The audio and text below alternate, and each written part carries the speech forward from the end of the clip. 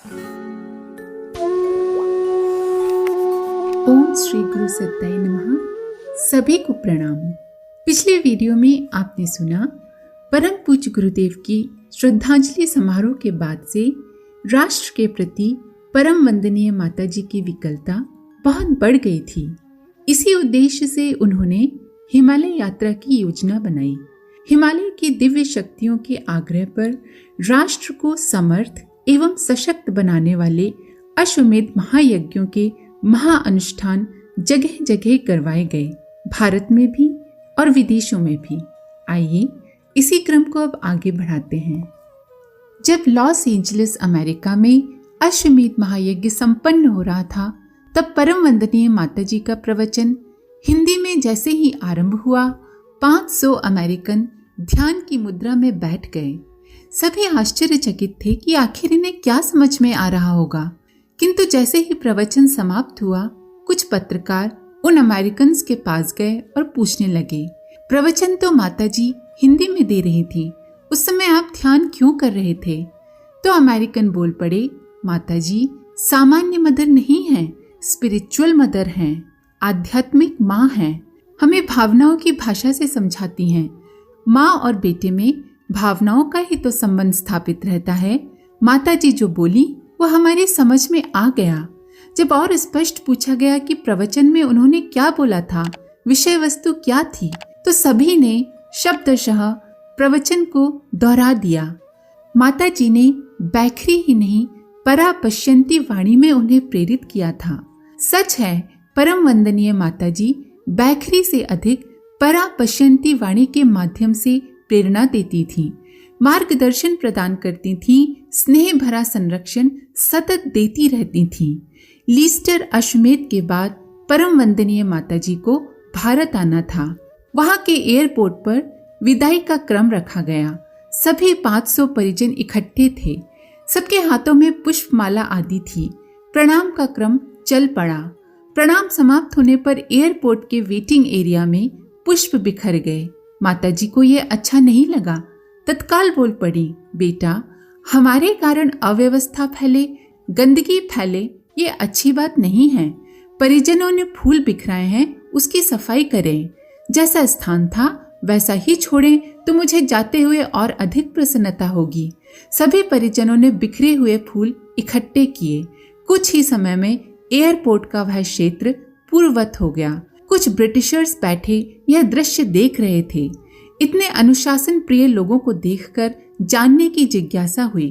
परिचय होने पर 25 ब्रिटिश नागरिक प्रणाम करने आए और उन्हें परम वंदनीय माताजी ने आशीर्वाद दिया।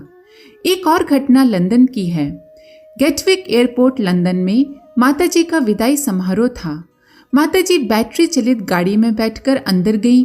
बाहर 500 परिजन खड़े देख रहे थे। माताजी गाड़ी में बैठी हुई थी। चेकिंग के लिए एक ब्रिटिश महिला कैथरीन आई। सिर से लेकर पैर तक स्पर्श किया, कहीं कुछ है तो नहीं। माताजी प्रसन्न थी।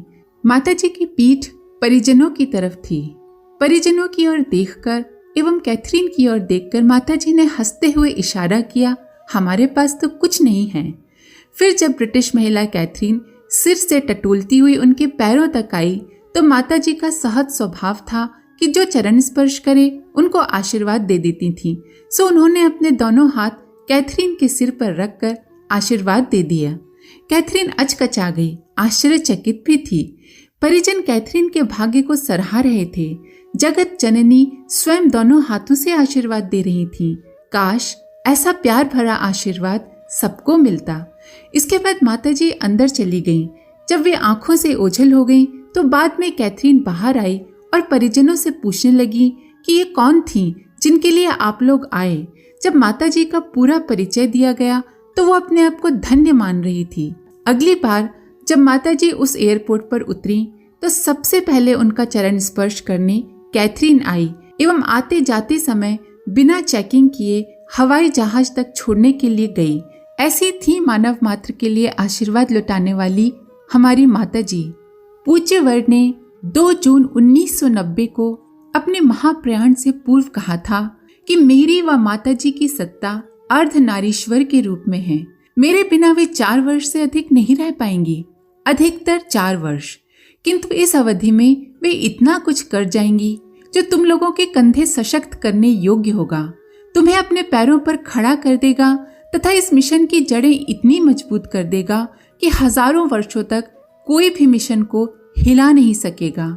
इधर संतानों की पीड़ा के लगातार विषपान से, अपने बच्चों के प्रारब्ध कष्ट खुद लेने से वंदनीय माताजी का स्वास्थ्य जर्जर होता चला जा रहा था। उनकी देह निरंतर व्याधिग्रस्त होती गई, यहाँ तक कि 16 से 20 अप्रैल 1984 को चित्रकूट में होने वाले अश्वमेध आयोजन में वो जाने की स्थिति में नहीं थी। तब तक उनका स्वास्थ्य काफी बिगड़ चुका था, काफी उहापोह थी, जाएं अथवा न जाएं। उनकी तबीयत को देखते हुए निकटस्थ जन भी यही सुझा रहे थे कि माताजी, ऐसे में आपको पूरी तरह से विश्राम करना चाहिए। काफी देर वो सबकी बातें सुनती रहीं, फिर बोली, तबीयत तो खैर जैसी है वैसी है, पर इस बार मैं जाऊंगी। इसी बहाने फिर से चित्रकूट देखना हो जाएगा। इसके बाद कौन जाने मेरा कहीं जाना हो या न हो। उनकी इन बातों के बाद किसी की भी कुछ कहने की हिम्मत नहीं पड़ी। चित्रकूट पहुंचकर वो जैसे देह के सभी कष्टों से अनजान हो गईं, कुछ यूं जैसे कि उनकी देह उनकी न होकर किसी और की हो। इस यात्रा में उनके साथ शैल जीजी, श्रद्धेय डॉक्टर प्रणव भाई साहब, उनके सुपुत्र चिन्मय भैया और माताजी की मानस पुत्री दुर्गा दीदी जी थीं। इन सभी को वंदनीय माताजी की सभी शारीरिक पीड़ाओं का ज्ञान था। इन सब में से किसी को उस समय अपनी आंखों पर विश्वास नहीं हो पा रहा था कि कोई इस तरह अपनी दैहिक पीड़ाओं से मुख मोड़ सकता है। स्थित प्रज्ञ की भाव दशा की बातें गीता में बहुतों ने पढ़ी सुनी होगी, पर उस समय माताजी को देखकर सभी को इस सत्य की अनुभूति हो रही थी। इसी देहातीत दशा में उन्होंने चित्रकूट अश्वमेध के सभी कार्यक्रम पूरे किए, हजारों श्रद्धालुओं को दीक्षा देकर उनकी मुक्ति का मार्ग खोला, असंख्यों पर अपने आशीषों की वर्षा की। उन्हें इस तरह कृपा वर्षा करते हुए देखकर लग रहा था कि समस्त प्राणियों के भवरोग का हरण करने वाली कृपालु जननी ने स्वयं ही देह को रोग मुक्त कर लिया है। सबके आग्रह करने पर उन्होंने उत्साहपूर्वक तीर्थ भूमि चित्रकूट के विभिन्न स्थलों पर जाने का कार्यक्रम बनाया। कामतगिरी, स्फटिक शिला आदि जगहों पर वो कुछ पलों के लिए भाव समाधि में डूबी रहीं। गुप्त गोदावरी के बाहर जब उनकी कार रुकी तो वहीं कहीं पास से 10-12 साल की एक छोटी सी लड़की भागी भागी आई। उसके हाथों में थोड़े से जंगली फल और कुछ खुले हुए पैसे थे। जब माताजी कार से उतरी तो ठीक उनके सामने खड़ी हो गई। साथ के लोग कुछ कह पाते इससे पहले ही वो कहने लगी, आप शांति कुंज वाली माताजी हो ना? मैंने काफी दिनों से सुन रखा है कि शांति कुंज हरिद्वार से माताजी आने वाली हैं। बालिका की इन भोली बातों के उत्तर में माताजी बोली, हाँ बेटी, मैं वही हूँ। माताजी के इस कथन पर वो बालिका पुलकित हो उठी और कहने लगी, आपको मालूम है, मैंने 2 दिनों पहले एक सपना देखा था कि सीता मैया फिर से चित्रकूट आई हैं। जगने पर मैंने सोचा कि यदि शांति कुंज वाली माताजी हमारी सीता मैया हैं तो वे जरूर यहाँ गुप्त गोदावरी आएंगी, और देखो आप तो आ भी गईं। बालिका की इस बाल श्रद्धा पर माताजी भाव विगलित हो गईं।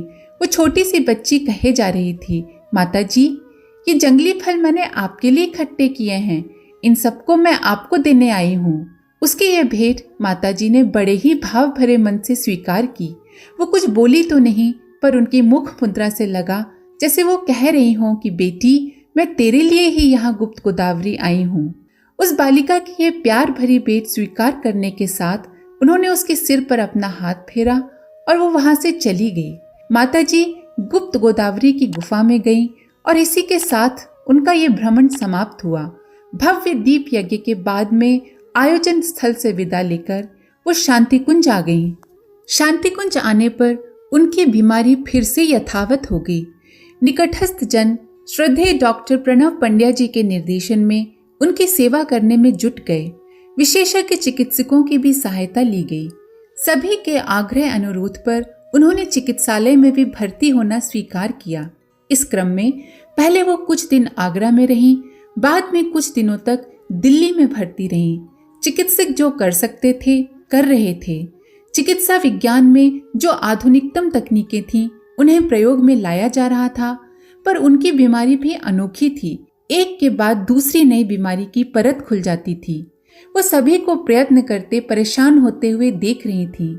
शैल जी के साथ उनके सुपुत्र मृत्युंजय भाई साहब भी प्रण प्रण से अपनी जन्मदात्री माँ की सेवा में जुटे थे। सभी के सारे प्रयत्न निष्फल जा रहे थे। काफी दिन बीत चुकने के बाद उन्होंने एक दिन कहा, देखो तुम लोग बहुत परेशान हो चुके, अब मुझे शांति कुंज ले चलो, जो सेवा करनी है वही करते रहना। उन्हें देखकर सभी यह अनुभव कर रहे थे कि महामाया अपनी योग माया समेट रही हैं। उनका आदेश मानकर सभी लोग उन्हें शांति कुंज लेकर आ गए। वो प्रसन्न भाव से असह्य कष्ट सहे जा रही थी। यस्मिन् स्थितो न दुखेन गुरुडापि विचाल्यते का गीता वाक्य उन दिनों उनके जीवन में पूरी तरह से चरितार्थ हो रहा था। आत्मचेतना में स्थित होने पर देह एक छिलके से ज्यादा कुछ नहीं रह जाती। इस बीच उन्हें 1-2 ऑपरेशनों से भी गुजरना पड़ा था। उनके घाव अभी भरे भी नहीं थे, पर वो तो जैसे इन सब कष्टों से परे थी। इच्छामयी ने स्वयं की इच्छा से अपनी असंख्य संतानों का कष्ट अपने ऊपर ले लिया था। वो बच्चों की पीड़ा को अपने ऊपर लेकर प्रसन्न थी। देह के असह्य कष्ट उनके अंतःकरण को किसी भी तरह से छू नहीं पा रहे थे। बीमारी के इन दिनों में सभी अपने अपने ढंग से सेवा करने में जुटे थे। रिश्ते नातेदारों का आवागमन जारी था। शांति कुंज गायत्री तपोभूमि के कार्यकर्ता आदरणीय पंडित लीलापत जी आदि गायत्री परिवार के परिजन आदि माता से अपनी माँ के स्वास्थ्य के लिए प्रार्थना कर रहे थे। ये बड़े ही विशिष्ट क्षण थे। इन क्षणों में माता जी के दौहित्र चिन्मय भैया एवं उनकी छोटी सुपौत्री मृणालिनी को उनके विशेष सानिध्य का मौका मिला। छोटी मोटी सभी सेवाओं को करते हुए ये बच्चे देर रात तक उनके पास बैठे रहते थे। कभी कभी उनसे पूछते भी, अम्मा जी आप कब ठीक होंगी? उत्तर में वो हंस देती और कहती, अब क्या ठीक होना, अब तो चला चली की वेला है। इस तरह की बातें सुनकर ये लोग उदास हो जाते। उन्हें समझ में नहीं आता कि वे क्या कहें और क्या करें। जिन्होंने अगणित लोगों को अपनी योग शक्ति से असाध्य और जटिल रोगों से मुक्त किया था, आज वही रोगशैया पर लेटी हुई थी। बातों के क्रम में एक रात्रि को चिन्मय भैया ने माताजी से पूछा, अम्मा जी आपने तो बहुत सारे लोगों के कष्टों को अपने ऊपर लिया है, क्या ऐसा नहीं हो सकता कि कोई आपका कष्ट अपने ऊपर ले ले? उत्तर में वो मुस्कुराने लगी।